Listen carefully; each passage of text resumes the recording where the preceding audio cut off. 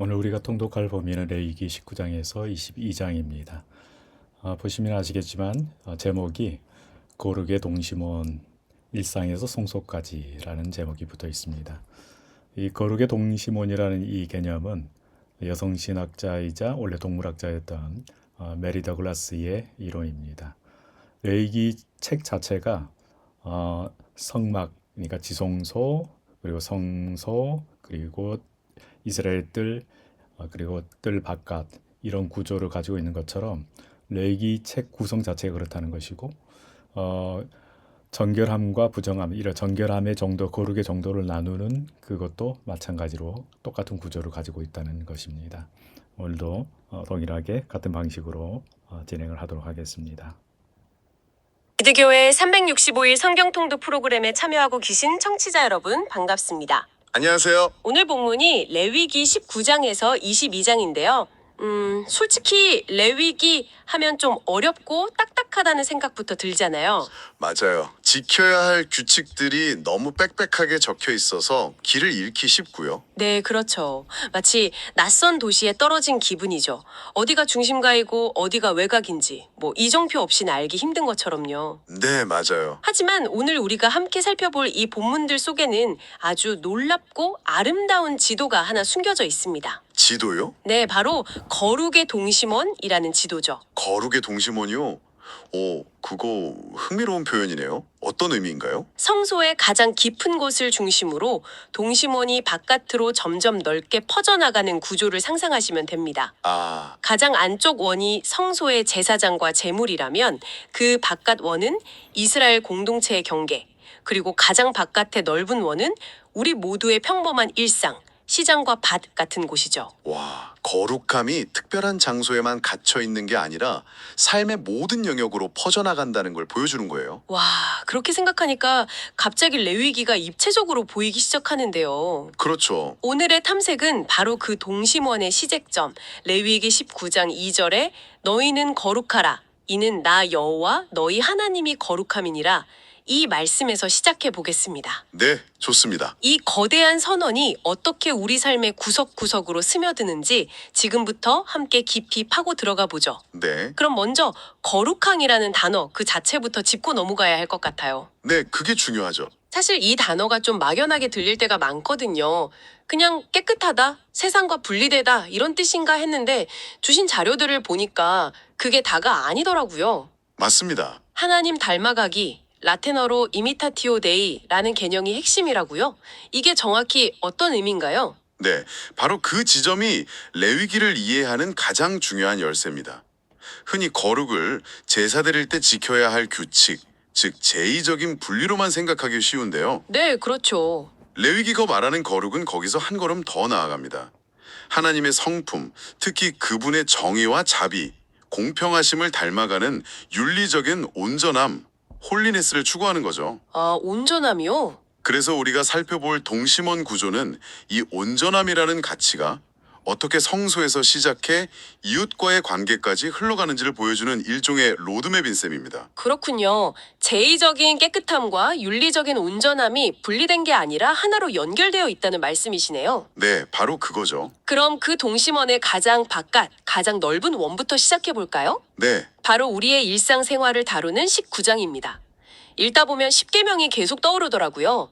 부모 공경, 안식일. 맞아요. 그런데 이건 그냥 반복이 아니라 훨씬 더 구체적이고 생활밀착형이라는 느낌을 받았어요. 이걸 10계명의 실전편이라고 봐도 될까요? 아주 정확한 표현입니다.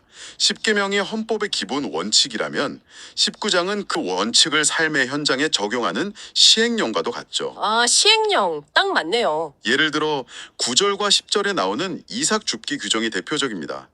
밭에 곡식을 벨 때 구석까지 다 베지 말고 떨어진 이삭도 줍지 말라고 하잖아요. 네, 저는 그 규정을 그저 가난한 사람들을 위해 좀 남겨두라는 식의 단순한 자선 명령으로만 생각했는데 자료를 보니 그 이상의 의미가 있더군요. 그렇죠. 심지어 하나님의 복지 프로그램이라는 표현까지 나오던데요. 네, 바로 그 점이 핵심입니다. 이건 부자가 베푸는 단순한 시혜가 아니고요.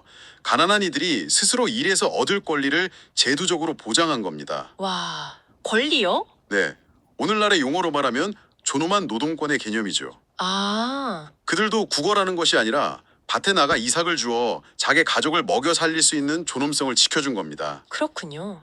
동시에 땅의 주인들에게는 이 땅의 최종 소유주는 내가 아니라 하나님이다라는 사실을 계속 상기시키면서 탐욕을 제어하는 장치이기도 했고요. 아, 그게 핵심이네요. 그냥 긍휼을 베풀라는 차원을 넘어서 가난한 사람들의 일할 권리, 그 존엄성을 지켜주는 제도였다는 거군요. 맞습니다. 하나님의 복지 시스템이라는 말이 이제야 확 와닿는데요. 정말 놀랐습니다. 네, 더 나아가서 듣지 못하는 사람을 저주하지 말고 보지 못하는 사람 앞에 장애물을 놓지 말라는 명령도 나오잖아요. 네, 그렇죠. 사회에서 가장 약한 사람들이 겪을 수 있는 구체적인 상황을 콕 집어서 보호하고 있어요. 그리고 그 명령들 뒤에 반복해서 붙는 구절에 주목해야 합니다. 어떤 구절이죠? 바로 나는 너희의 하나님 여호와이니라 또는 내 하나님을 경외하라라는 말이죠. 아, 이게 왜 붙어 있을까요? 듣지 못하는 사람은 내가 저주해도 듣지 못하고 보지 못하는 사람은 누가 장애물을 놓았는지 알 수 없습니다. 그렇죠. 인간적인 보복이 불가능한 바로 그겁니다. 바로 그런 상황에서 우리의 행동을 통제하는 유일한 기준이 모든 것을 보고 계시는 하나님을 의식하는 것임을 보여줍니다. 이게 바로 보이지 않는 하나님 앞에서 살아가는 신앙의 본질이죠. 아, 그건 미처 생각 못했네요. 약자가 보복할 수 없기 때문에 하나님을 경외하라라는 말이 붙는 거군요. 네, 행동의 기준이 사람이 아니라 보이지 않는 하나님이 된다는 것. 그게 정말 큰 차이를 만드네요. 그리고 이 모든 일상의 윤리는 결국 18절의 위대한 명령? 네. 네 이웃 사랑하기를 네 자신과 같이 사랑하라는 말로 귀결되죠. 맞아요. 그런데 더 놀라운 건 이 사랑의 대상이 동족을 넘어 이방인, 즉 거류민에게까지 확장된다는 점이었어요. 맞습니다. 34절을 보면 너희와 함께 있는 거류민을 너희 중에서 나은 자 같이 여기며 자기 자신같이 사랑하라고 말하면서 그 이유를 설명하죠. 이유가 뭐였죠? 너희도 애국 땅에서 거류민이 되었었음이라. 아, 자신들이 이집트에서 겪었던 서러움과 고통을 기억하고 지금 너희 땅에 와 있는 약자들에게 똑같이 갚아주지 말라는 겁니다. 와, 정말 자신의 아픈 과거 경험을 타인의 고통에 공감하는 윤리적 동력으로 삼으라는 요청은 정말 시대를 초월하는 깊은 울림을 주네요. 네, 그렇죠. 그런데 19장에서 이웃사랑의 따뜻한 윤리를 얘기하다가 20장으로 넘어오니까요. 갑자기 분위기가 싸늘해지는 것 같아요. 그렇죠. 확 달라지죠. 자녀를 몰래 구상에게 바치는 끔찍한 일이나 온갖 성적인 죄악들에 대한 무서운 처벌들이 나오잖아요. 사형에 처하라는 말이 계속 반복되니까 읽으면서도 좀 섬뜩하더라고요. 네, 맞아요. 이 온도차는 대체 어떻게 이해해야 할까요? 아주 좋은 질문입니다. 그 온도 차이가 바로 동심원의 다음 경계선을 보여주기 때문이죠. 다음 경계선이요? 네, 19장이 거룩을 일상 속에서 실천해야 할 긍정적인 윤리로 보여졌다면 20장은 공동체의 거룩을 지키기 위한 보호장치이자 경계선의 역할을 합니다. 보호장치. 왜 이렇게 엄격한가 이 질문에 답하기 위해 자료에 소개된 인류학자 메리 더글러스의 관점을 빌려오면 도움이 됩니다. 잠시만요. 인류학자 메리 더글러스요? 그 개념이 좀 생소한데요. 분류체계나 혼란이라는 말로 이 끔찍한 죄들을 설명한다는 게 조금 더 쉽게 풀어서 설명해 주실 수 있을까요? 그럼요. 메리 더글러스는 어떤 문화든 세상을 이해하는 고유한 분류 체계가 있다고 봤습니다. 분류체계요? 예를 들어 우리는 동물도 하늘을 나는 것, 땅을 기는 것, 물에 사는 것으로 나누잖아요. 네, 그렇죠. 고대 이스라엘에게 하나님이 세우신 창조 세계는 이런 질서와 구분이 명확한 세상이었습니다. 그런데 20장에 나오는 죄들, 가령 근친상간이나 수간 같은 행위들은 가족 관계의 경계를 허물고 인간과 짐승의 경계를 무너뜨리는 행위입니다. 아, 이건 단순한 비도덕을 넘어 하나님이 세우신 창조 질서 자체를 뒤섞어 버리는 혼란, confusion이자 오염으로 인식된 거죠. 그러니까 개인의 윤리 문제를 넘어서 공동체의 정체성과 질서를 파괴하는 행위로 간주했다는 거군요. 네, 맞습니다. 공동체의 근간을 흔드는 심각한 위협으로 본 거예요.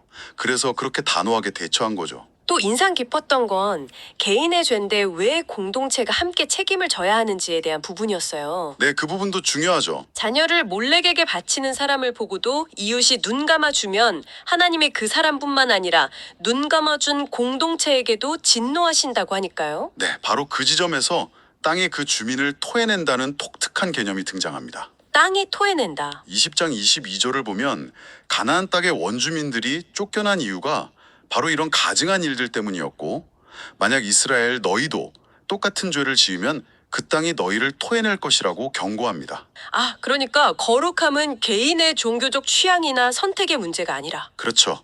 약속의 땅에서 생존하기 위한 필수 조건이었던 셈입니다. 공동체 전체가 거룩의 경계선을 지키지 않으면 존립 자체가 불가능하다는 위기의식이 담겨 있는 거죠. 이제 동심원의 가장 중심으로 들어와 보겠습니다. 21장과 22장, 성소의 거룩함에 대한 부분인데요. 네, 제사장과 제물에 관한 규정이죠. 솔직히 말씀드리면 21장의 제사장 규정은 읽을 때마다 마음이 좀 불편했어요. 어떤 부분이요? 특히 신체적인 흠이 있으면 성소의 직무를 맡을 수 없다는 부분이요. 오늘날의 가치관으로 보면 이건 명백한 장애인 차별처럼 보이는데 이걸 어떻게 받아들여야 할지 늘 고민이었거든요. 그 불편함은 아주 자연스러운 반응입니다. 현대적 관점으로 보는 당연히 그렇게 읽히죠. 네. 그래서 이 부분은 문자 그대로의 차별 규정이라기보다는 당시 성소가 가졌던 상징적인 의미로 접근하는 것이 중요합니다. 상징적인 의미요? 네, 자료들이 공통적으로 설명하듯이 성소는 하나님의 완전함과 온전함, 그리고 생명이 가득한 공간을 상징했습니다. 그 앞에서 하나님과 백성 사이를 중재하는 제사장은 바로 그 온전함, 홀리스를 자신의 몸으로 상징적으로 보여줘야 했던 겁니다. 아, 상징적인 역할이었군요. 네. 그리고 여기서 더 중요한 점이 있습니다. 이것이 완전한 배제나 차별은 아니었다는 거예요. 그건 무슨 뜻이죠? 21장 22절을 보면 신체적 흠이 있는 제사장은 성소에 들어가 직접 제사를 집전하는 직무는 제한되었지만 제사장의 몫으로 주어지는 거룩한 음식, 즉 성물은 똑같이 먹을 수 있었습니다. 아, 먹을 수는 있었군요. 네, 다시 말해 그의 제사장 신분과 생계는 공동체 안에서 온전히 보장되었다는 거죠. 역할은 제한되었지만 공동체의 일원으로서 축출되지는 않았다는 점이 중요합니다. 아, 그 온전함이라는 원리가 22장의 제물에게도 똑같이 적용되는 거군요. 네, 맞습니다. 하나님께 바치는 제물은 흠이 없어야 한다고요. 눈 먼 것이나 다리 저는 것, 상한 것이 바치지 말라고 아주 구체적으로 명시되어 있죠. 그렇습니다. 흠 있는 제물을 바치는 행위는 단순히 아끼려는 마음을 넘어 하나님을 경홀히 여기는 태도로 간주되었습니다.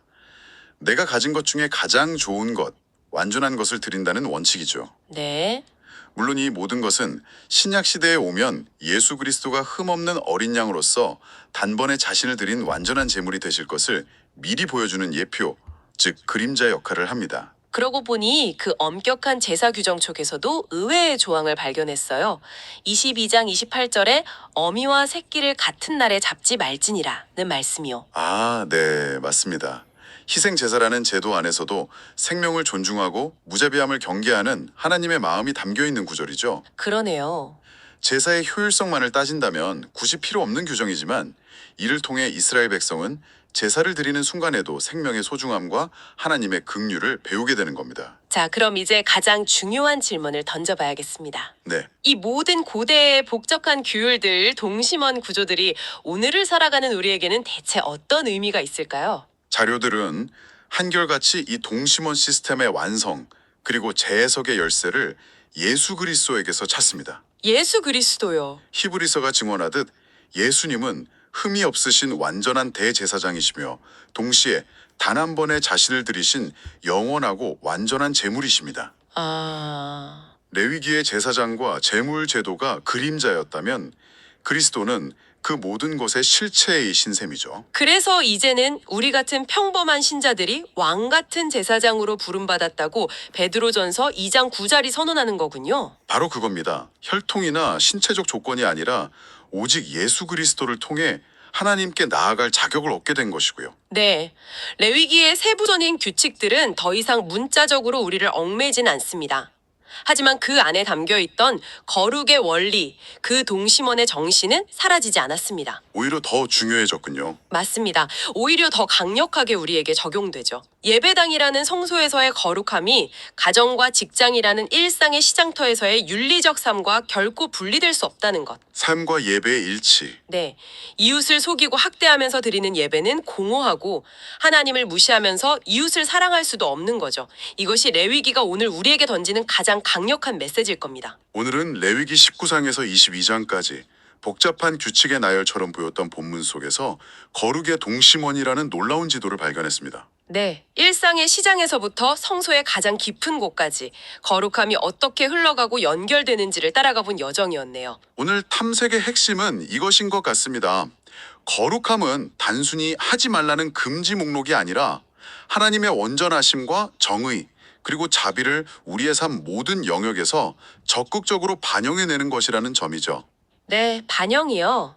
그리고 레위기가 반복해서 말하듯이 내가 너희를 거룩하게 하는 여호와이므로 이것은 우리 힘만으로 되는 것이 아니라 하나님의 은혜로 이루어가는 과정이라는 사실을 기억하는 것이 중요합니다. 참치자 여러분께 마지막으로 생각해 볼 질문을 하나 던져드리고 싶습니다. 오늘 우리가 살펴본 인류학자 메리 더글러스는 정결함과 부정함의 개념이 근본적으로 질서와 무질서의 문제라고 말했습니다. 어쩌면 혼돈처럼 느껴지는 세상 속에서 당신의 삶, 당신의 가정과 직장, 공동체 안에 정의와 자비, 온전함이라는 거룩한 질서의 작은 영역을 만들어 간다는 것은 어떤 모습일까요? 한 번쯤 깊이 묵상해 보시면 좋겠습니다.